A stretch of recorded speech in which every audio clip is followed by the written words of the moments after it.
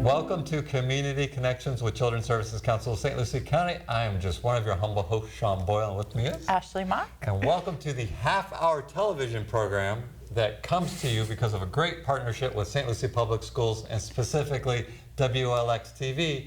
And we spend this time together not because we're media professionals. Definitely not. But once a month we play as such.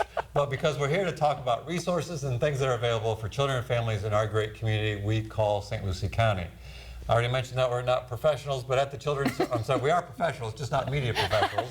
But what we do at the Children's Services Council, what Ashley, myself, the board, and the rest of the team, we focus on 5 priorities in our community. And those 5 priorities are: 1, making sure every baby's a healthy baby. 2, stopping child abuse before it happens. Counting. 3, keeping kids off the street. 4, keeping them in school. And 5, keeping them off drugs, alcohol, and other risky behaviors. And we do that by developing and funding programs that reach, I believe last year, and we're going to talk a little bit about this. We are. Last year reached over 60,000 children in St. Lucie County.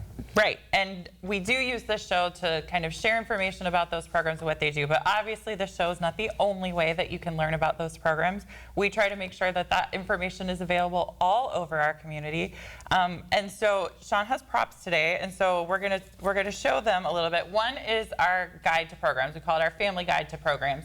And it is literally a printed list of every program that we work with in the community and kind of a brief description of what they do. So if you are looking for a list like this, we have printed copies available to you. You can request them from our office. We can bring them out to you. They are available in English, Spanish, Creole, and Portuguese. So if you have a need for multiple languages, please let us know and we'll make sure we get some copies to you. The PDF of that is also available on our website, so if you just need quick access to it, you can get it there, and that is at cscslc.org. But we also, on our website, have a list of all of those programs along with their contact information. So if there is something that you are looking for, the website is a great place to start because you can get access to everything at your fingertips, super simple. And you know, the most entertaining way to learn about these programs, obviously, is clearly tune in once a month. Right. And fun fact, while I said we are not media professionals, we just got this reaffirmed the other day. While we are not media professionals, and you're like, Sean, actually, we know that. You've said that multiple times. We picked that up off the first 30 seconds. But we've been doing this show for 13 years. Can you imagine? Thank you, Facebook Memories, yes, for 13 years. So fun fact, you can jump on WLX TV through YouTube. I know you're probably watching us on your local cable provider because you can't sleep right now. But if you're on WLX TV, if you go to YouTube and look up WLX TV, and I always put in St. Lucie, you can see all the programming done through WLX TV, and you can see the show way back when. You can see us grow up. We were in a radio studio with sinking chairs, and it looks like we're in a. Look how much taller my chair is than yours. I don't know. I'm the talk show host chair right now. But fun fact about this show, and I'm going to be honest with you because we're always very candid, and that's kind of the charm of this program. Our guest didn't show up today.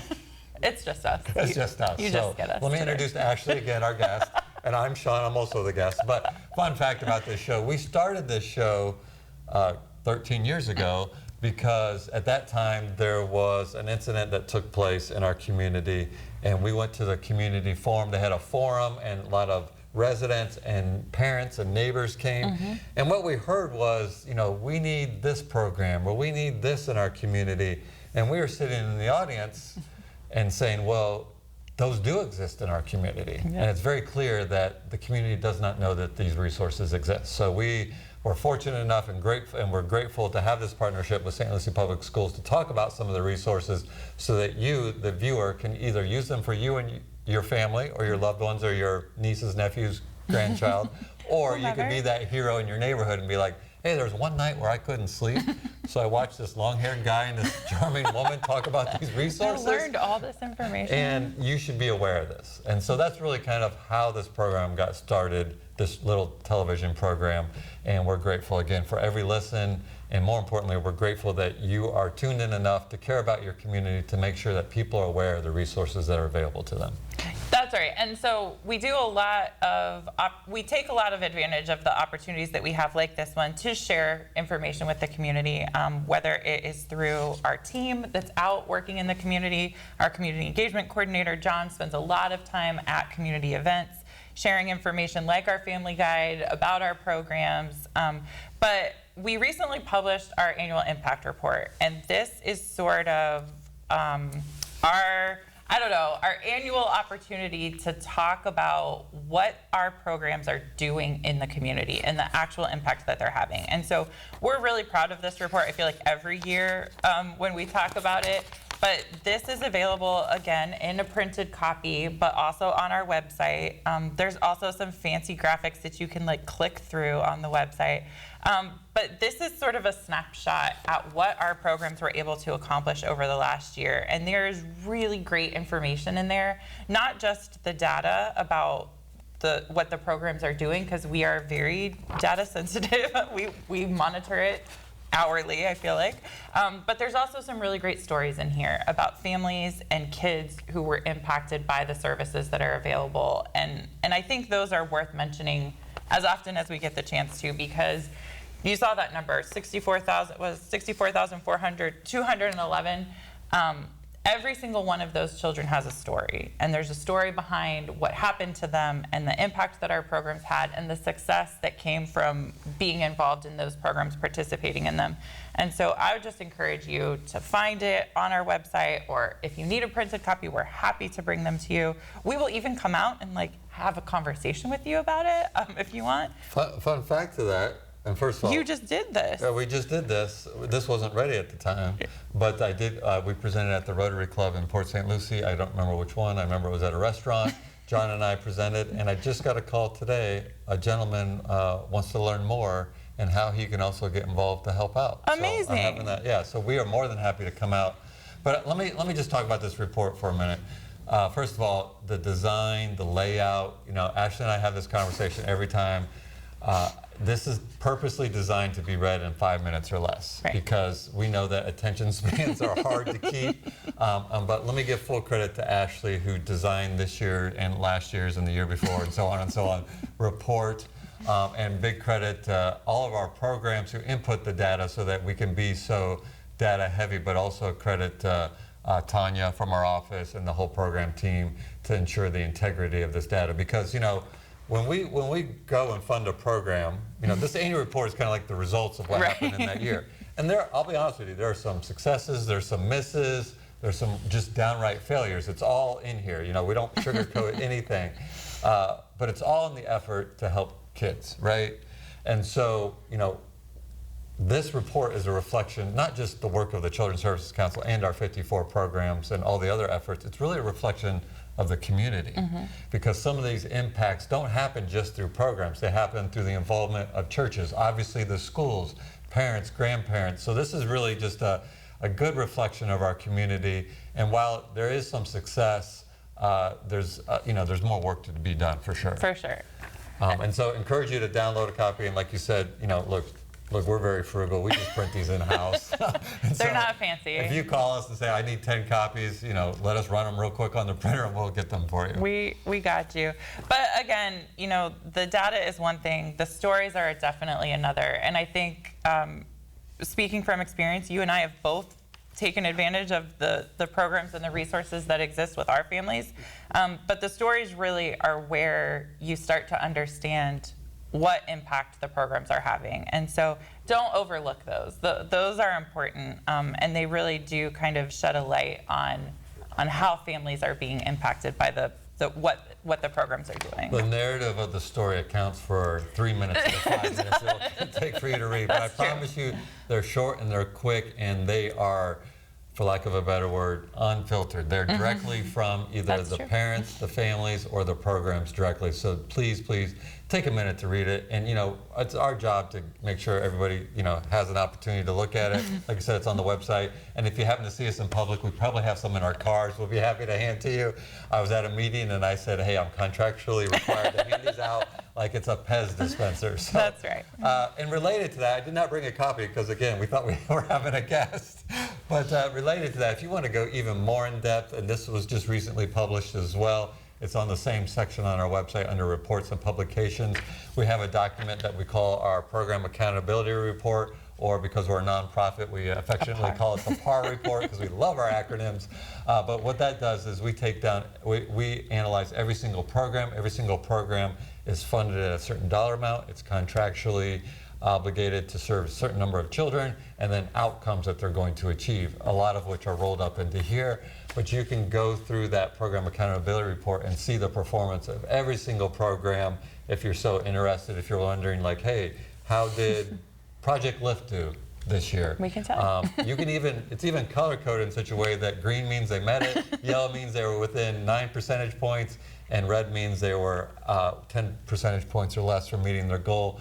But please check that out as well. We look at that, we analyze that data, and I don't want you to think that we just sit around on computers and analyze data. That's very far from the truth. But we do take into account because we're putting money into these programs. We want to make sure that they're performing. And if they're not performing, we want to figure out what's going on and how we can help. We just had a recent discussion with the provider, and through the data, we were able to analyze their current caseloads and give them strong advice on, possibly they need to have a conversation about restructuring it, to not because it was a bad program, to make it even more effective. And I think that actually brings up an interesting point. One of the other things that we said we were going to talk about today is kind of like more like a behind the curtain look at kind of how we operate. But since you kind of alluded to it a little bit, we have an annual process for our grant funding, where programs come to us and basically say, in very simple terms, they say, this is what we think we want to do.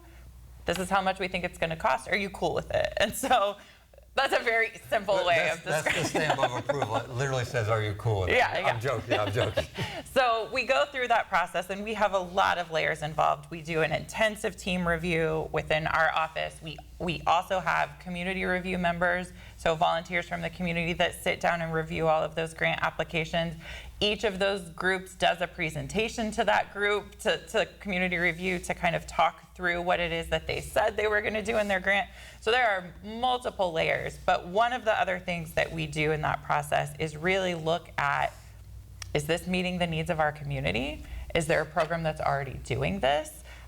Can they do what they said they were going to do? And so many questions that get asked through that process. But I think it's important to note, like you said, we aren't just sitting behind a desk and handing out dollars to people who come and ask for it. There are a lot of layers involved in the accountability and the transparency, and truthfully in the impact. We hold them to a very high standard of what it is that we expect to see. And if they aren't meeting that expectation, we have very serious conversations about what that looks like. And so all of that kind of comes out through this annual process. And I think the category that we're reviewing now is our largest. It's most of our after school and summer programs. And it's been a lengthy process. Yeah, there's still a ways to go. Yeah, we're not quite done yet. But I think it's important to have that conversation in the community so that our viewers, our residents understand that there is a lot involved in us contracting with an organization, and we take it very seriously once we do. Yeah, and we look at it, and we've had this conversation internally just recently. Our success is our program success. Their failures are our failures as well. So we don't want to imply, particularly if one of our funded programs has happened to be listening, is we're in it with them, right? We're not like, man, you're having a tough year. Right. Better get it together. No, we're like, what can we do to make this, achieve what we all thought it would achieve? So I want to make sure that's very clear. But, it's not our funds. It's the community's funds. So we have that layer of accountability. It's, we talk with our funded programs. This is the non-negotiable Right. part of working with us. We literally we have 54 annual programs. We do 54 desk audits each month to ensure that every penny is being spent responsibly and as defined in their grant application, so that we in turn can tell you, the viewer, we can account for every penny that leaves our office. Is that sometimes a lot of work for everybody, for us and for our programs? Of course it is. And we take that into account, but also that's how we can ensure that we have the public's trust to be able to continue to do this good work. That's right. And to talk about it honestly, because we want to make sure that our community is aware of the process as well, because the process truthfully is just as important as the impact that happens. And so, we are a very transparent organization. If you ever have questions about that, Sean and I will be happy to sit down and talk to you about it. I can't promise it'll be as entertaining as maybe watching the show, but Depends on what the question is. that's true. That's true. But before we jump to our next topic of improvised conversations during the show, because again, our guest did not show, and there will be consequences. No, I'm just kidding. I'm joking. But we should also mention, and you know, you and I have talked about this both from a work perspective and personally, you know, social media, there's good things, there's bad things. Is it worth it? Would the world have been better had there not been social media?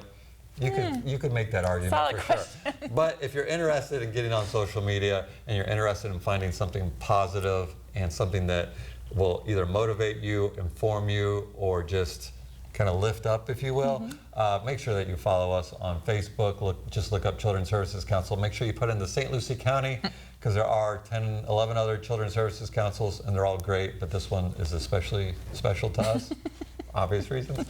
We're also, though, I'm excited about this, because this is my favorite one of the two that I am on, because it's less words and less controversy, is Instagram. So we're also on Instagram.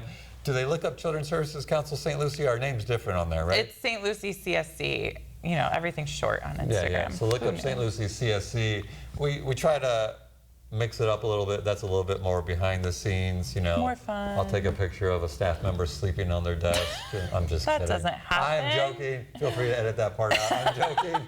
I'm joking, but it's a little bit more behind the scenes of what's going on at the Children's Services Council. The best part of Instagram, and really Facebook too, is coming. I don't know if you've thought about this, but Summertime Sandy is on the horizon. Oh, that's a beautiful segue right there.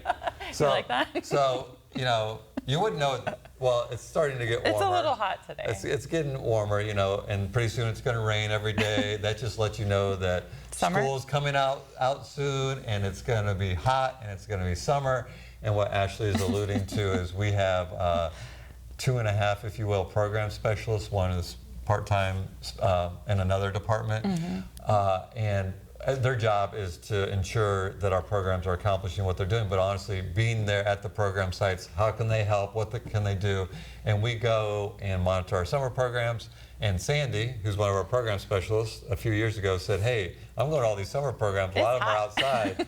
Can I dress appropriately?" So we now call it, because he shows up in shorts and a collared shirt, we now call it Summertime Sandy. So we always take a picture right before that, or right when it happens. It's the best part of summer. But you know, that said, I think too, Sandy is also, as one of our program specialists who is out in the community doing all of these visits, monitoring the programs, and Kelly now, our one of our other program specialists, they're very well known by the kids in our community because they are seen often. And so Sandy is slightly celebrity-like when he is out. But we do have a lot of fun with him during the summer when he's making those visits. He gets involved in games. Yeah. He gets to go on field trips. Like, there's just a lot. You know, monitoring the programs is important, but being there as a resource for them as well is important for our relationship with them. You may think, well, why does he get involved with the kids? Why does he talk to the parents? How do we know if that program is effective unless you're talking to the direct recipients of those? If you ask a kid about their participation in a program, they will be 1,000% honest with you, and you can. That is the best way to ensure that you get the accurate information about what's happening in that program. So while we are early to talk about summer, but are we really? I'm just going to throw that out there, parents and grandparents, because we're going to blink our eyes. Schools are going to be out. Almost over. We are in the process. All of our after-school programs turn into summer programs. They're transformers that way. Just in case the child's watching. There are transformers that way, but then we also put additional funding to make additional summer camp or summer learning experiences happen. And we are in the process of reviewing those and going to bring those to our board for approval. But there's a little bit of an emphasis with our summer programming. Yeah. So the special part about our summer programs is that we ask them to ensure that there is a significant learning component. And we get it. The kids are out of school. They don't necessarily want to feel like they're sitting in school all day.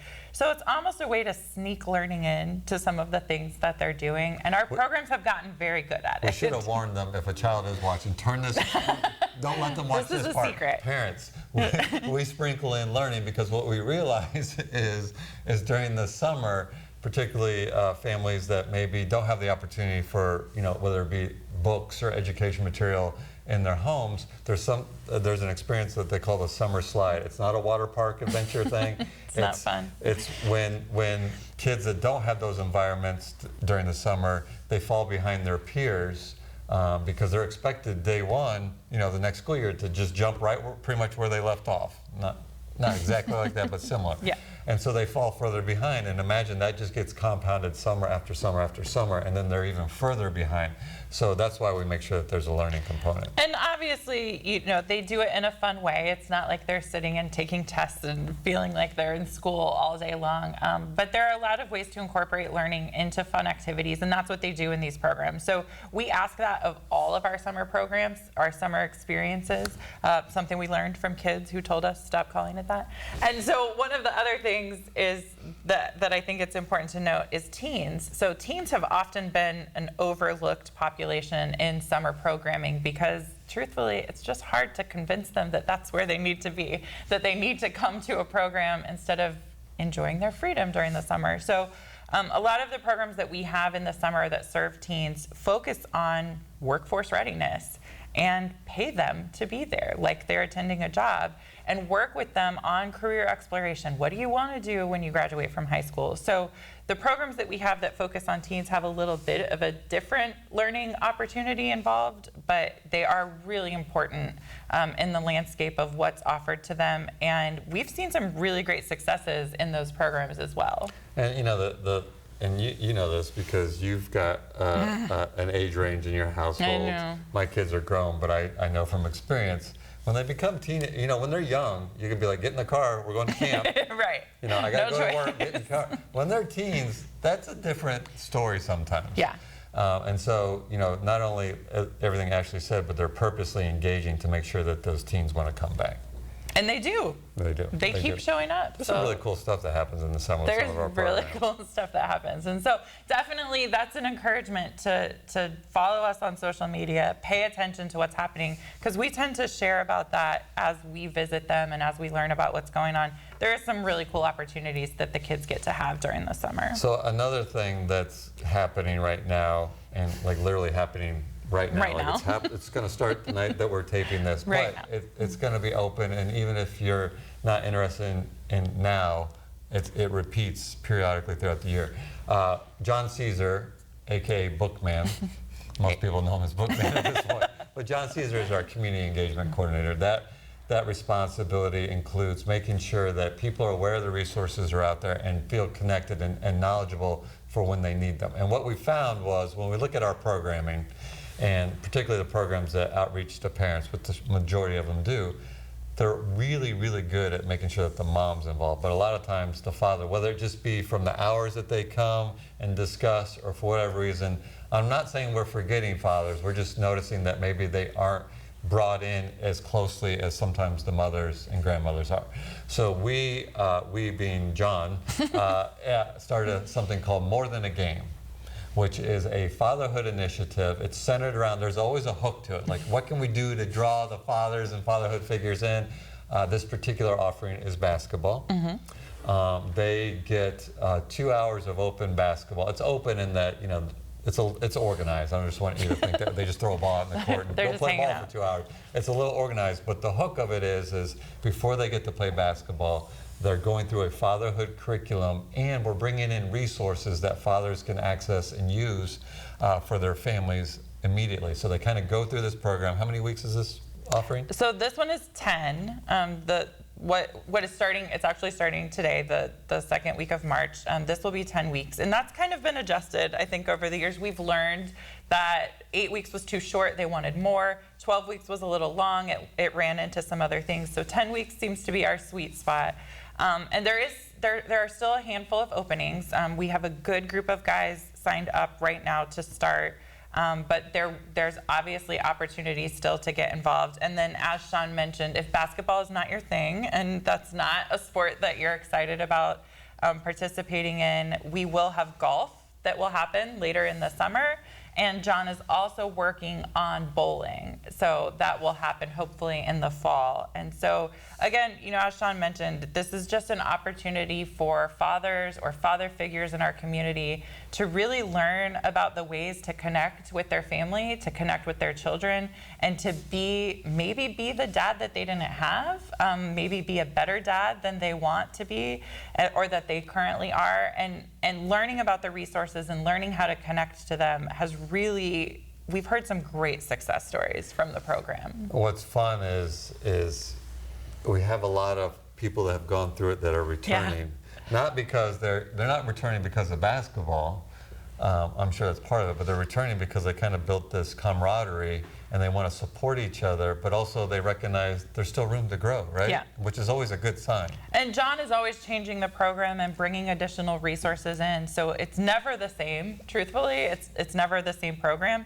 And they also kind of cater to where the conversation goes. So what the dads are interested in learning, they kind of steer in that direction. And so it's just a really great opportunity. So if there is a dad watching that's still interested, please visit our website and learn more about it. If there's a mom who's forcing her husband to go, we're fine with that. We promise they'll have fun once they get there. Just send a note. Write a note.